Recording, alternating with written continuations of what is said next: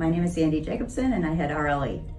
Really, I couldn't be more happy because my eyes were totally a worry for me all the time. And so now I don't have to go around, oh, my contact's stuck to my eye, or my eye is dry today, I can't wear it. It's just, I can see, it's amazing. I went in, it is super fast, it's super easy, the staff was great. And I literally went home that night with the first eye and I could already see. It was great. It was amazing to wake up and not be blind as a bat. Now I guess it's been 3 months and it's great. Every morning I wake up, I can see, I can read, I don't have to put reading glasses on, it's fantastic.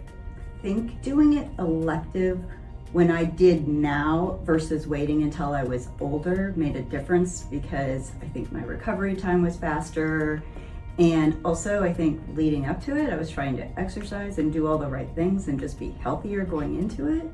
If you're thinking about it and you've been wearing contacts or glasses, or you've been struggling with distance or reading, it is a great procedure to have because it just fixes everything and you don't have to worry about, you know, glasses and contacts and traveling with your supplies, and it just makes a very big day-to-day difference in your life.